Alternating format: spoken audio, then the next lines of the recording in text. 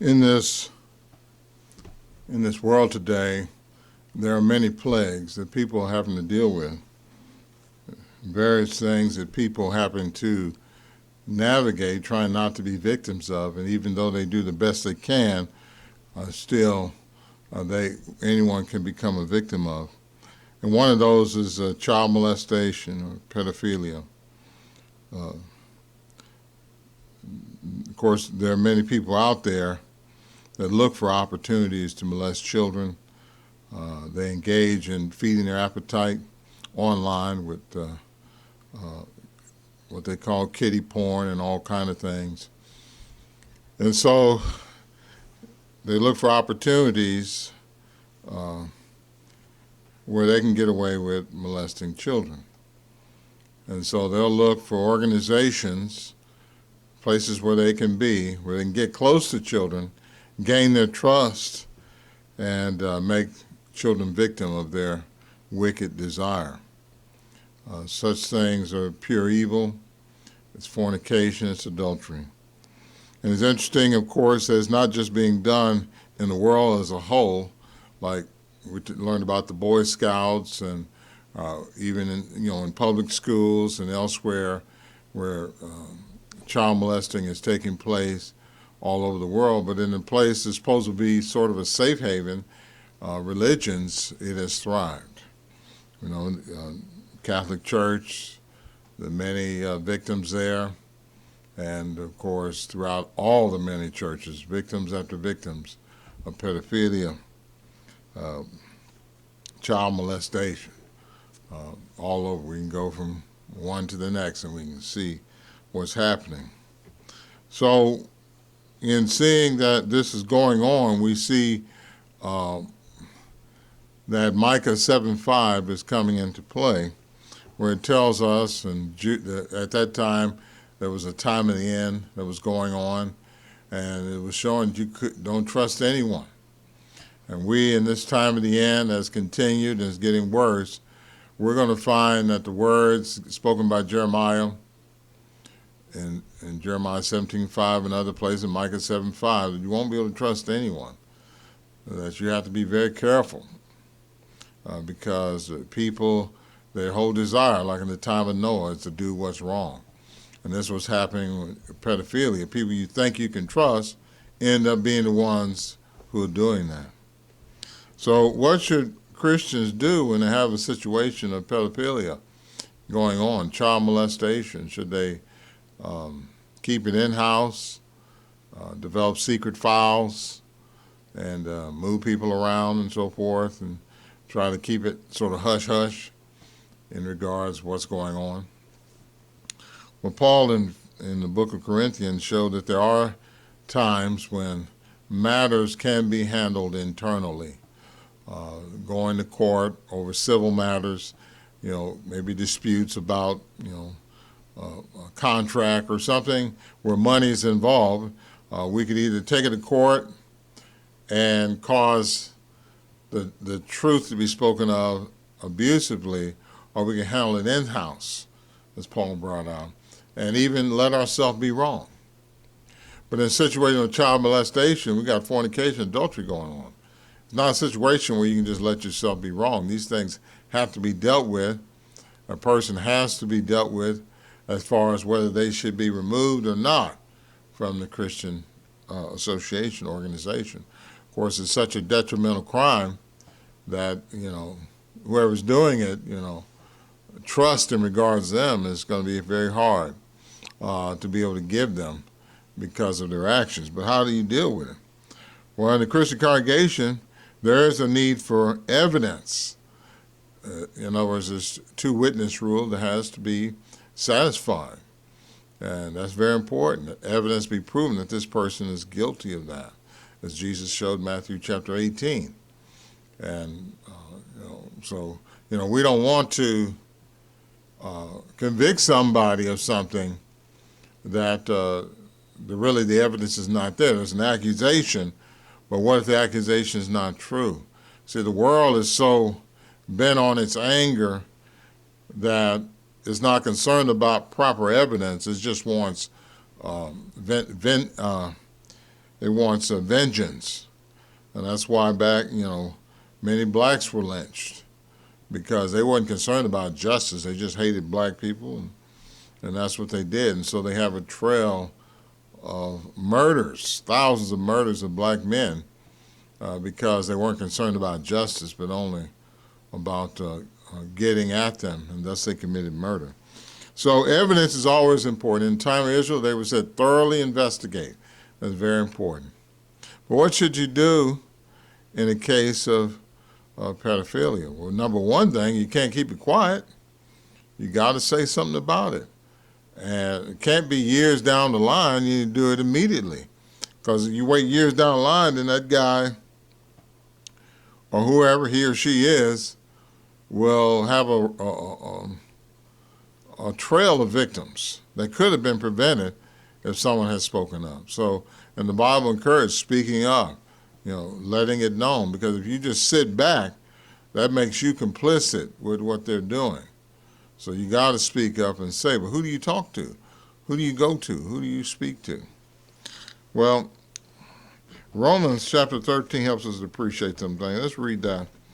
It says, let every person be in subjection to the superior authorities, for there is no authority except by God. The existing authorities stand placed in their relative positions by God. So these authorities are in the position by God. Therefore, whoever opposes authority has taken a stand against the arrangement of God. Those who have taken a stand against it will bring judgment against themselves. So if you think you can ignore these authorities, even though they're worldly, you're wrong, because God says he put them in that place. Verse 3, for those rulers are an object of fear, not to the good deed, but to the bad. Do you want to be free of fear of the authority? Keep doing good, and you will have praise from it. For it is God's minister to you for your good. But if you are doing what is bad, be in fear, for it is not without purpose that it bears a sword. It is God's minister and avenger to express wrath against the one practicing what is bad. Therefore, as verse 5, there is therefore compelling reason for you to be in subjection, not only on account of the wrath, but also on account of your conscience. That's why you're also paying taxes, for they are God's public servants, constantly serving him this very purpose. Render to all their duties, to the one who calls for the tax, to the one who calls for the tribute, the one who calls for fear, such fear, to the one who calls for honor, such honor.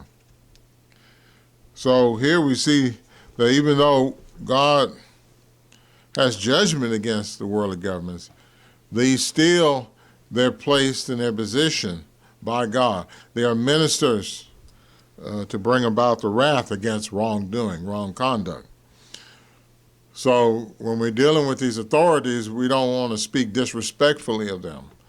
No matter who they are, we want to have respect, because they're in the position, because who? God put them in that position to execute judgment against bad conduct. He gives them authority to arrest, to prosecute anyone who's doing bad, to use the sword, even the death penalty. As Genesis 9, 5, and 6 shows us, the death penalty God authorized after the flood. God has empowered human governments to execute murderers. And so when they do that, he doesn't hold it against them, because that's the reason why he put them in their place, to do that. But if they execute innocent people, now God has a case against them. When they do that, when they're executing, assassinating people who are innocent, now that's when he has something against them, and that's the judgment that be brought against them. But when they execute a murderer, a killer, God doesn't hold that against them, because that's why he put them in place. And so they have the authority to execute wrath, punishment against those doing wrong. So verse 3 says, do you want to be free of fear of the authority? Keep doing good. Verse 4 says, for it is God's minister to you for your good. But if you're doing what is bad, be in fear, for it is not without purpose that it bears a sword. It is God's minister and avenger to express wrath against the one practicing what is bad. So when it comes to pedophilia, it's against the law. It's a violation of God's law. It's a violation of the law even of human governments. And so this is why these governments are in place to not just against the murderer, but against people who steal and people who do things like this. They're in position to execute God's wrath. And when they execute God's wrath against such people that do these type of things, God doesn't hold it against them. And notice in verse 13, it shows that you be in fear, because why would we be in fear? Because they could affect our lives if we're doing what's bad. And they're there for our good. So when it comes to a person who's been a victim of child molestation, of rape, the governments are there to handle those situations. The congregation has limited authority in doing things in regards to that. They're trying to gain the person back, but at the same time, that person still could receive punishment for what they've done. So the government is there to handle these situations. And so instead of, you say, a member in the congregation molested this child or raped this person, what would you do? Well, you have the right to go to the authorities, because that's why God put them in place, for your good, to execute God's wrath. And so you go to those authorities immediately. With the child, the thing they may have way out to do is tell their parents. That's what they want to do immediately. No matter what the threats of the pedophile is, tell their parents immediately. And then their parents should have every right to go to the authorities and report what happened. Then the authorities can do their investigation and to find out what's going on. And if there's something happened, then the authorities can bring charges. There's no need for people, for religions to be holding some kind of a secret roster of pedophiles and dealing with it on their own, because this is why God has put the authorities in place to deal with such situations. And so that's where you will be your first stop, is to go to the police, to go to the authorities. You don't sit back and say, well, it was an elder or somebody else. No. If they did it, go to the authorities, report it to them, let them handle it, and let them investigate it. And this could be a way of getting that second witness to come about and bring forth evidence to prove what the person has done. The congregation can take it after that. But also, in the time of the Israelites, in the case of rape or in case of child molestation, one shouldn't just give in to it. They won't be complicit with the act. They want to be screaming and hollering and doing anything to call attention to what's going on. And this may well bring help. It kind of reminds me of the lady that talks about Trump, who raped her. She said he raped her or molested her, however they put it, sexually abused her. If she had screamed, that might have brought people her way, and that matter could be handled right there. But she didn't do that. And then years later, then she speaks forth. And then when the years later go by, then there's an opportunity for, if the person did it, they could pile up victims. But when you go to the authorities right away, then they can stop it. And that's going to hopefully benefit not only you, but also the offender, to get them to stop their behavior, because anybody can stop wrong behavior. As Paul brings out Romans 7, we have a fight with the flesh. Anyone can win that fight so if they desire to, if they want to do what's right. But a lot of times hard discipline is needed to get them there, to that point. But going to the police instead of going to religious leaders, you have the right to go to the police and tell them, because that's why, as Romans 13 says, that's why God's put him in that position to do that. And when it comes to maybe business trivial matters, as Paul brought in the Corinthians, about matters of money and contract and things of that nature, we can let ourselves be wronged. But when it comes to matters like this, there's no room to let yourself be wronged, because this is a sin of fornication. This is a sexual sin that needs to be handled. And the first place you should be going is whom God has appointed to handle these matters. And that is to the authorities, not to religious leaders, not, you want to go to an elder at the White House and say, well, what's his name molested me? What's the first thing they're going to say? Well, who saw it or whatever. Now, if you screamed and did what the Bible says, this could bring about others to come and stop the attack, and there you got your witnesses right there. And when you go to the elders, you got a second witness. Yeah, we caught him right here, red-handed. And still, no matter what the sin is, the point of meeting with such a person is try to gain them, to get them to stop doing these things. But the thing is, what you want to do when something like happens is go to the authorities, let them handle it, let them deal with it, because that's why they're here to do it. Just like it was a case of murder or a case of robbery or something, you call the police and you let them deal with it. And there's no shame in that because they violated the law. And God has put them in there for that particular reason, for your good, for protection, you see. Now, other things, trivial matters, we can let them go. Maybe you got slapped upside the head or something like that. We ain't got to report all that. We could take that and we can deal with it. But when it comes to these things like this, of this nature, I mean, this is what they're there for, And women, when they're being abused by husbands, they can seek the help of the government to protect them from further abuse. Jesus, when they tried to get him and persecute him and put violence on him, particularly, he got away from them. He didn't go back. He escaped. And he said, they persecute you in one city, flee to another. So when a woman's dealing with a man that's beating on her and this type of thing, she has the right to flee, to get away from that situation. She's not to go back to that. She's not to go back to that. Now, that doesn't mean in the future they may get their thing together and he may get his act together and forgiveness starts to settle in. Fine and good if that happens. But you better be sure that that's, the person has changed. But when it comes to child molestation, this is a law. The government has a law against that. And you have every right to go to the authorities. The book Romans 13 shows us. Keep doing, it says, for it is God's minister to you for your good.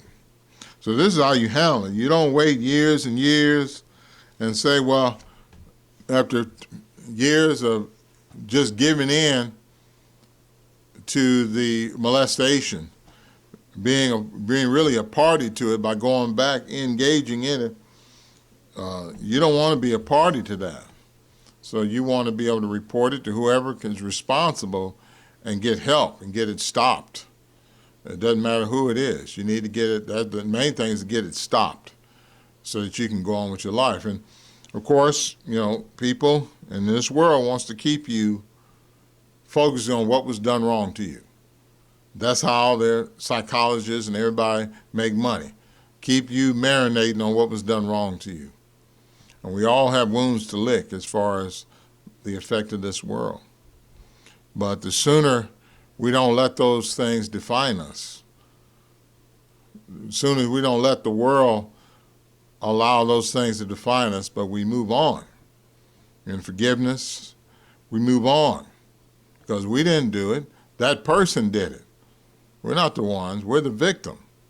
So we have every right to not let it define us, but we got to move on from it. We got to let that wound heal. We got to allow it to heal so we can move on with our life and live a life where we can still enjoy peace. And we're not holding anything against anybody. Therefore, they can't continue to make us feel the effects of what they did. And that's the goal, and that's where people in the congregation, overseers, elders, can help. And helping the person, hey, we know you hurt. We understand that. But we got to get you to that point where you're letting it go. You're letting the wound heal, and you're moving on, and you're building that joy again. You're building that peace, and understand that God can heal all wounds if we but listen to what he says and apply what he says, and remember that one day he's going to make all things new. The former things will be gone. But as we deal with this situation, we have to remember child molesters always looking for places where easy marks, where there's trusting spirit going on. But the Bible shows us in Micah 7:5, they were going through a time of the end. We got the time of the end is rolling down, and it's getting more intense. And so we're going to understand and appreciate those words the prophets uttered back then. Trust no one. Don't let your kids be going off with other people, and just keep your kids with you. We're all keep them with you. And be careful of anybody. I don't care how you think about them, or you think, oh, no, don't trust anyone, the Bible says. It's better to be safe than sorry. So, again, the Bible helps us to appreciate what we can do. And as we try to navigate this wicked world, we pray that many will be able to avoid the wounds and the victimhood of child molestation. Thank you.